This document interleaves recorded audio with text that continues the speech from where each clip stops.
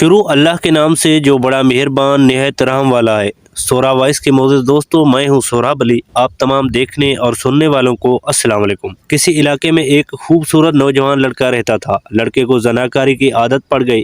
وہ جب تک کسی لڑکی سے زنا نہیں کر لیتا تو اس کو چین نہیں آتا تھا۔ وہ ہر روز کسی نہ کسی لڑکی کو گھر بلاتا، اسی سے بدکاری کیا کرتا تھا۔ اس کا روزانہ کا معمول تھا کہ وہ جس لڑکی سے زناکاری کرتا اس لڑکی کا نام اپنی ڈائری پر لکھ لیا کرتا۔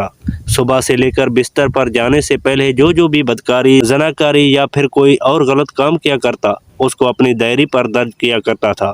ایک دن وہ اپنی ڈائری کھولے بیٹھا تھا کہ کسی نے دروازے پر دستک دی۔ جب اس نے دروازہ کھولا تو اس نے دیکھا کہ دروازے پر ایک حسین و جمیل عورت کھڑی ہوئی ہے۔ اس لڑکے نے عورت سے دریافت کیا کہ تم کون ہو، کہاں سے آئی ہو، یہاں کیا کرنے کے لیے آئی ہو؟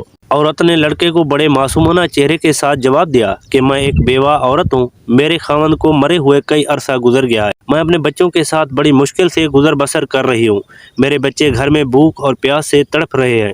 آپ کی مہربانی ہوگی اگر آپ میری کچھ مدد کر دیں۔ لڑکے نے عورت کا حسن و جمال دیکھا تو اس کی نیت خراب ہو گئی۔ نوجوان نے عورت کو گھر میں بلایا۔ نوجوان نے عورت سے کہا کہ تم جتنے پیسے مانگو گی میں تمہاری مدد کرنے کے لیے تیار ہوں، مگر میری ایک شرط ہے کہ تم میرے ساتھ زناکاری کرو۔ عورت نے نوجوان کی بات سے انکار کیا تو لڑکے نے عورت سے زبردستی کرنے کی کوشش کی۔ جب نوجوان نے عورت کو اپنی باہوں میں لیا تو عورت چیخوں و پکار کرنے لگی۔ عورت نے اللہ تعالیٰ سے دعا کی، یا اللہ تعالیٰ مجھے اس بدکار زانی نوجوان سے بچا لے، یا اللہ تعالیٰ میری عزت کی حفاظت فرما۔ عورت نے خدا سے دعا کرنے کے بعد لڑکے کو کہا، اے نوجوان، تم بدکار ہو، زانی ہو، کیا تم کو موت یاد نہیں ہے؟ اپنی حرکتوں سے باز آ جا۔ موت نے تو بڑے بڑے سرداروں اور بادشاہوں کو نہیں بخشا، تو اللہ تعالیٰ سے اپنے گناہوں کی توبہ کر لے، ورنہ اللہ تعالیٰ تم کو معاف نہیں کرے گا، تمہارا حال بہت ہی برا ہوگا۔ تمہارا کیا خیال ہے کہ اس بند کمرے میں تمہیں کوئی یہ بدکاری کرتے ہوئے نہیں دیکھے گا؟ بے شک اللہ ہر جگہ موجود ہے۔ عورت کی باتیں سن کر نوجوان کے دل میں اللہ تعالیٰ کا خوف پیدا ہو گیا۔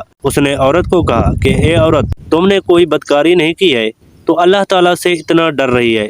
میری تو زندگی ہی بدکاری اور زناکاری میں گزری ہے۔ میں نے تو کبھی اللہ تعالیٰ سے توبہ و استغفار نہیں کیا۔ یہ باتیں کرتے ہوئے نوجوان کی آنکھوں میں آنسو آ گئے۔ اس نوجوان نے حسین و جمیل عورت سے کہا کہ میں تمہارے ساتھ کوئی بدکاری نہیں کروں گا، تم سکون و آرام سے بیٹھ جاؤ۔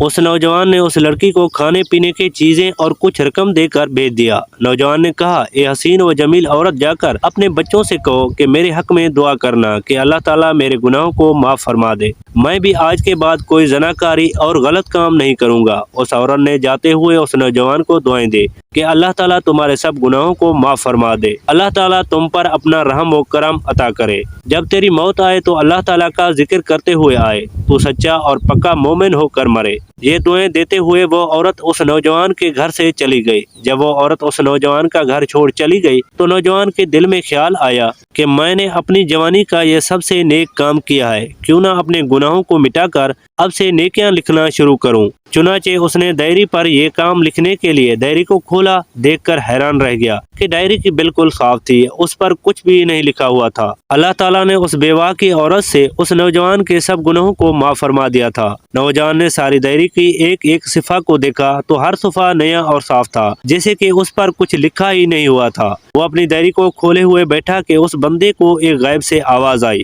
اے اللہ تعالیٰ کے بندے، اللہ تعالیٰ نے تمہارے سارے گناہوں کو معاف فرما دیا ہے۔ اللہ تعالیٰ تمہارا بن چکا ہے، تو اللہ تعالیٰ کا بن چکا ہے۔ جب تیری موت آئے گی تو وہ ایمان پر آئے گی۔ اس دن کے بعد وہ نوجوان ہر وقت اللہ تعالیٰ کی عبادت میں مصروف رہا کرتا۔ اللہ تعالیٰ سے دعا ہے کہ اللہ تعالیٰ ہم کو نیک کام کرنے اور برے کاموں سے بچنے کی توفیق عطا فرمائے، آمین۔ آج کی ویڈیو میں تھا بس اتنا ہی۔ ایسی مزید اسلامی اور معلوماتی ویڈیو دیکھنے کے لیے ہمارے چینل کو سبسکرائب کر لیں۔ شکریہ، اللہ نگہبان۔